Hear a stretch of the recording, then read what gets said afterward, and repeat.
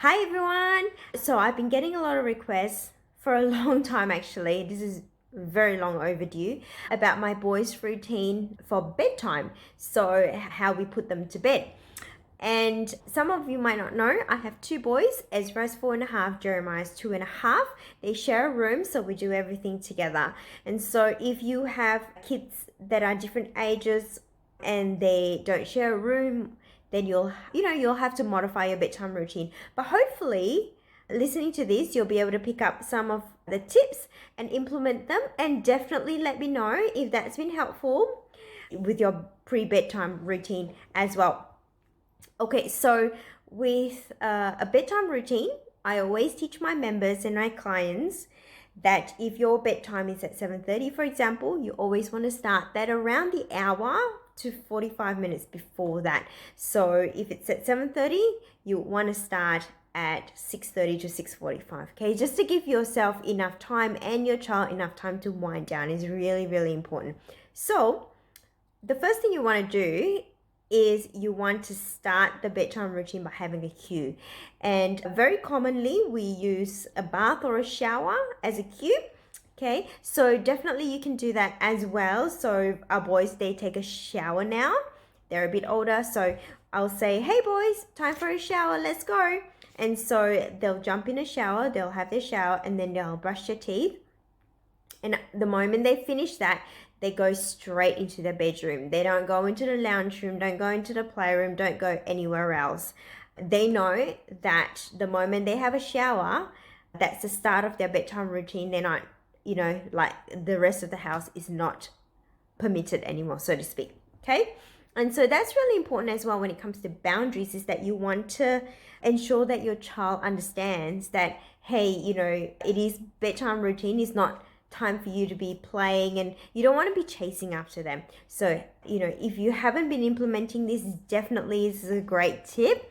Okay, so tip number 1 is to make sure that you start with a cue and then go straight into their room immediately.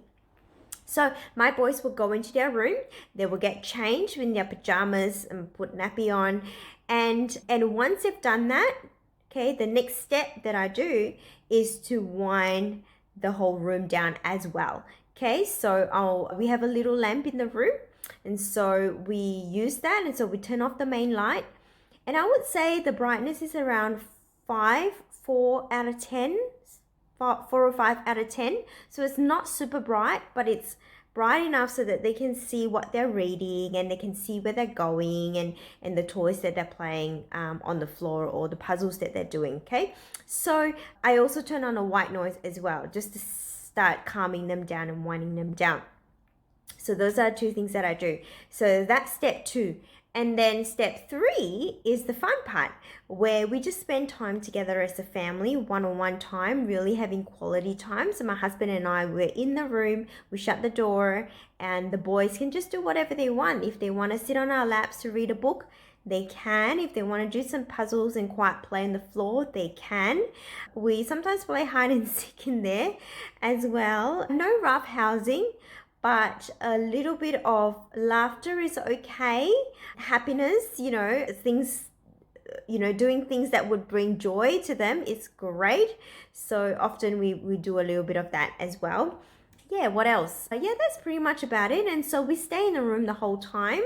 So that usually comes up to about 20 minutes, okay, of quiet play and one-on-one quiet time and quality time with them. Okay, so that's step 3.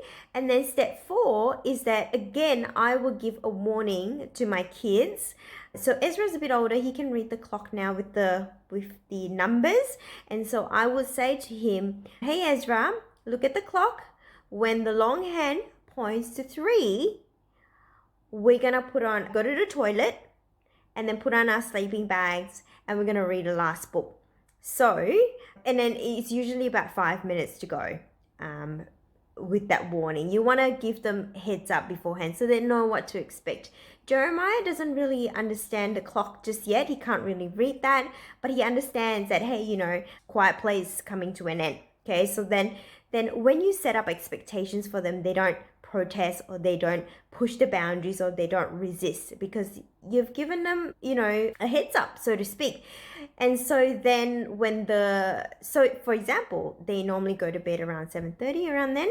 So I would say to Ezra, hey Ezra, when the long hand points to 3, which is 7:15, okay, we're gonna then move on to the next activity. So it acts like a silent timer, so to speak. And then so when the long hand points to 3, I will again say to them, hey boys, okay, long hand's pointing to 3 now. Let's go to the toilet. So they will both go to the toilet and do their last wee. And then they'll come back into the room. And then they'll go into their sleeping bags immediately.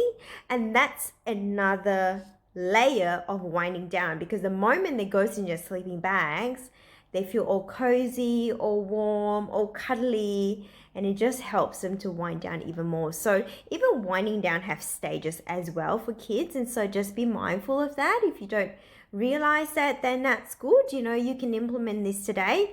And so they're in their sleeping bag. They get one last book. They get to choose. We always give them a choice within a choice.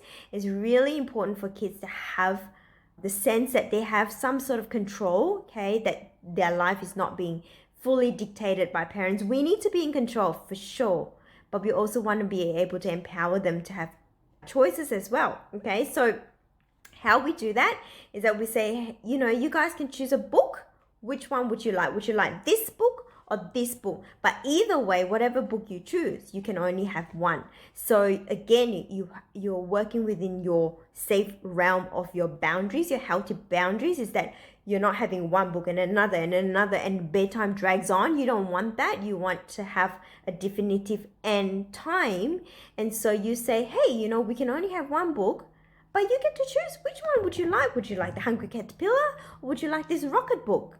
And so they get to choose, and they feel like, oh, okay, I have a bit of control here, and they feel more reassured as well, more secure. And so they get to choose their last book. We read their last book. This is step 4, I think. I've lost count. I'm so sorry, guys. Step 4. Okay, so then the 5th step is that we do a tuck-in, okay? And we do a couple of things with the tuck-in time, and that's the final step essentially. So first of all we do a 10-second hug. So we'll hug our kids and we'll count to 10. We'll squeeze them really hard, and so they know that the last thing they remember is that mommy and daddy loves them very much, and they get this endorphins. Studies have shown that if you hug for more than 6 seconds, you get an endorphin release, the happy hormone. So we do that, okay? So we do a 10-second hug with the both of them. And then we tuck them in and we say a prayer. And my husband does this really funny thing where he asks them, is your joy tank full? And some of them, sometimes they'll say, no, it's not. And my husband will just do a little tickle and they'll laugh. And there've actually been studies that have shown that if your kids laugh more before bed, they actually sleep better. I don't know why. I have to look this up. But apparently it's true. It's like it just releases something in them. So have a little bit of laughter, not super crazy roughhousing and all of that. But yeah, instill a little bit of a culture of joy, okay, with your bedtime. And that will definitely help them settle a lot better as well. So that's what my husband does. And one last thing that they seem to like to do at the moment, things always change, okay, but with them, they like to tell us a secret. So they say, hey, mommy and daddy, can I tell you a secret? And they just do this gibberish thing, and it's so funny. And sometimes we tell them weird secrets as well, like, we're just non-verbal, what's the word, like non-comprehensible words. Anyways, I don't know what I'm talking about here, but you get the gist. So anyways, I've gone on for a little bit longer, but that's pretty much it. And then we set we have a toddler clock. So we set the clock and Sam goes to sleep. If you'd like me to show you that, I can. So Sam goes to sleep, so they know, oh, Sam is gone to sleep, so we need to go to sleep as well. So that happens, and then we just turn off the light and we say good night and bye. and we shut the door and we don't see them till tomorrow at 7:30. So that's our bedtime routine. It's a long-ish one, but if you took away anything, please let me know. I would really like to hear if you've implemented anything from our bedtime routine. All right, I will talk to you guys soon. Bye.